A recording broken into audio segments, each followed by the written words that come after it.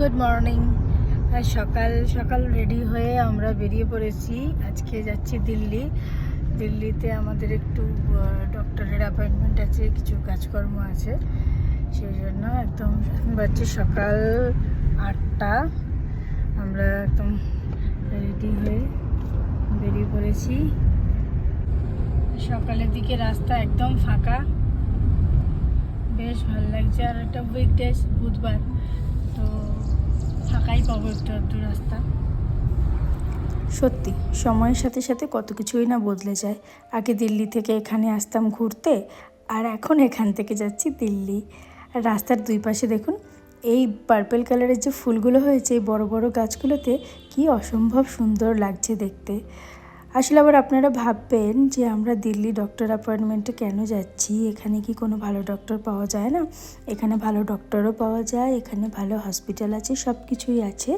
আমরা দিল্লি যাই মূলত আমার মায়ের ট্রিটমেন্টের জন্য।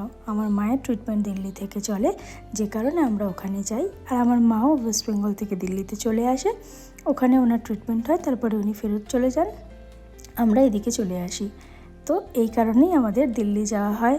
আর এটা প্রত্যেক 2 মাস ছাড়াই অলমোস্ট হয়ে যায়। তো যাই হোক, রাস্তার এই এত সুন্দর দৃশ্য উপভোগ করতে করতে আমরা অনেকটাই চলে এলাম। আর আজকে রাস্তা সত্যিই এতটাই ফাঁকা যে জার্নিটা আরও বেশি ভালো মনে হচ্ছে। আর এই রোড ট্রিপ মানে তো হচ্ছে খাওয়া দাওয়া, তো সেরকমই আজকে ব্যবস্থা হয়ে আছে। কিছু কিছু খাবার বানিয়ে নিয়েছি, আর কিছুটা হয়তো বাইরে খেতে হবে। তো এই করতে করতে আমরা ভীমতাল পৌঁছে গেলাম।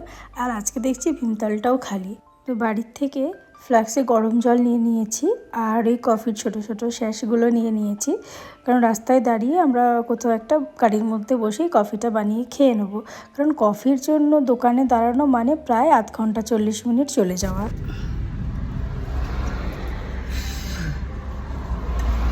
যত নিচের দিকে নামছি তত গরম বাড়ছে।